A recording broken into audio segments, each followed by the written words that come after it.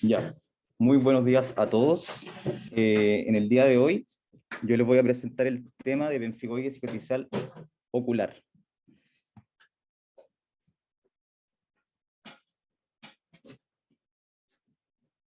Como método de introducción vamos a hablar brevemente sobre el pemfigoide de las membranas mucosas, en donde este es un grupo de enfermedades en la cual el pemfigoide cicatricial ocular forma parte de ellas. Esta es una rara enfermedad ampollosa autoinmune de las capas subepiteliales de la mucosa oral y extraoral, causadas por la desregulación de los linfocitos T y producción de autoanticuerpos contra las membranas basales epiteliales. La presentación clínica generalmente se presenta como una inflamación remitente recurrente, ocasionando erosiones en la mucosa oral, ocular, faríngea, laringea, esofágica y genital. Cuando compromete la conjuntiva ocular, se conoce como pemfigoide cicatricial ocular. Esta es la segunda más frecuente del grupo anteriormente mencionado, siendo la primera la de compromiso de la mucosa oral. Es una enfermedad rara, se da entre 1 a 10.000 a 60.000, afecta más a mujeres. En general, la edad de comienzo es a los 60 años y el promedio va entre ese rango, entre los 60 y los 80 años. Tiene como inicio del cuadro, es más bien insidioso, es inespecífico, se presenta como una conjuntivitis crónica que remite, después se vuelve a exacerbar. De ahí el desafío de hacer el diagnóstico de forma más oportuna, porque se confunde con muchas otras patologías de superficie ocular, por lo menos en los inicios. Luego progresa a un estado de fibrosis y cicatrización, presentando varias complicaciones.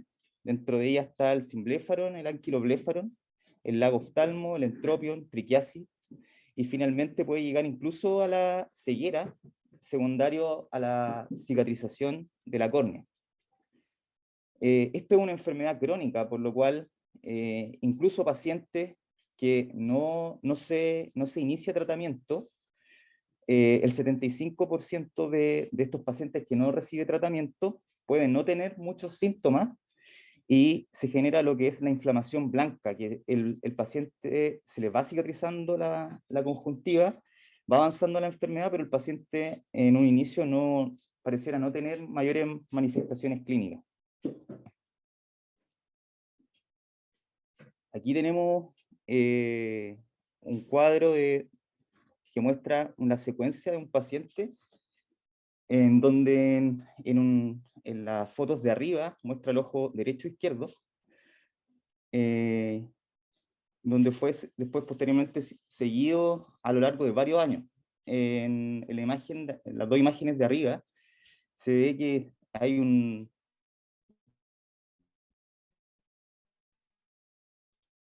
conjuntiva, los párpados inferiores parecían estar hasta incluso evertidos, y después vemos que en el progreso de la enfermedad hay un acortamiento de los fondos de saco hasta generar simbléfaron y finalmente anquilobléfaron, produciendo cicatrización prácticamente de toda la parte de la conjuntiva y afectando en la margen inferior a la derecha la córnea. Este es un caso de un paciente que sí estuvo con tratamiento, pero que fue un pemfigoide súper agresivo y que fue refractario a la mayoría de los tratamientos. Entonces, en la imagen de abajo tenemos ya a la derecha anquilobléfaron, cicatrización corneal, probablemente ya un paciente con ceguera, y en la imagen de abajo a la derecha ya tenemos un simbléfaron, como pueden ver, es el mismo paciente, se da en ambos ojos, pero es de forma asimétrica la evolución de la enfermedad. ¿Cómo hacemos el diagnóstico? El diagnóstico, bueno, todo parte con la clínica, con la sospecha clínica. El pemfigoide, como dije en un principio, tiene una evolución en sus inicios que puede confundirse con varias otras etiologías. Una de las cosas que los caracteriza es el simbléfaron progresivo. Esto es algo que va progresando, se van acortando los fondos de saco, hasta incluso llegar al anquilobléfaro.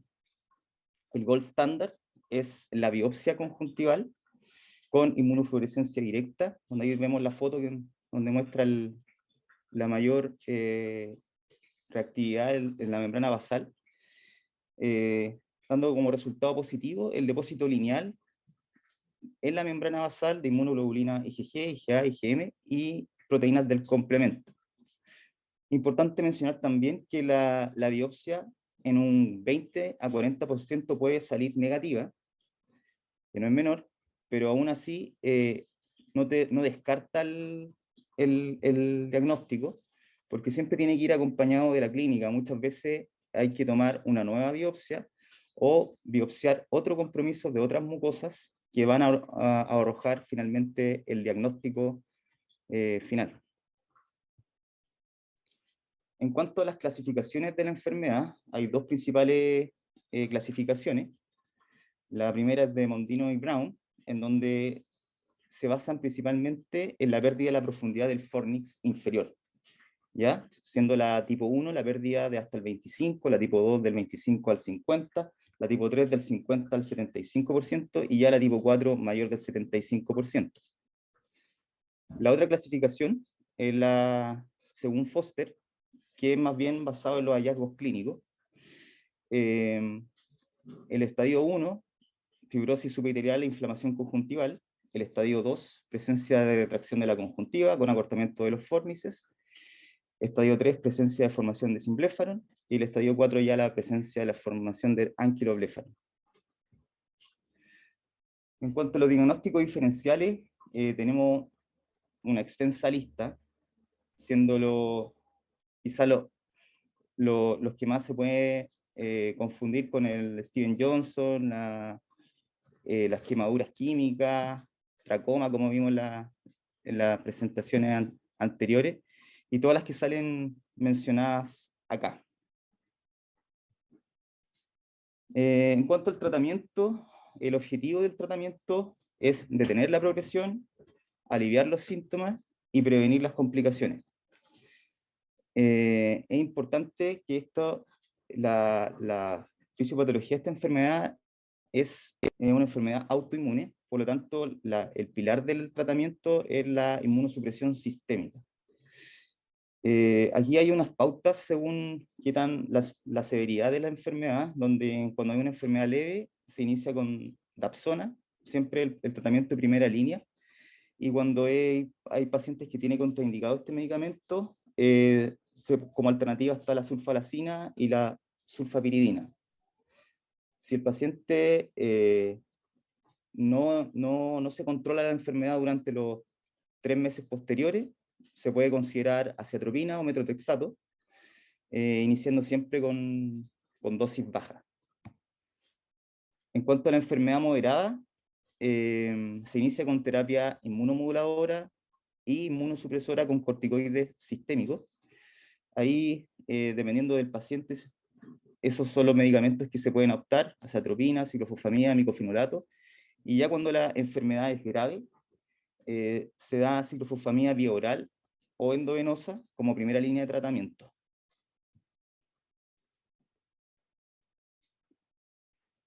En cuanto a la terapia tópica, que es más bien un complemento del tratamiento, pero no es la base fundamental.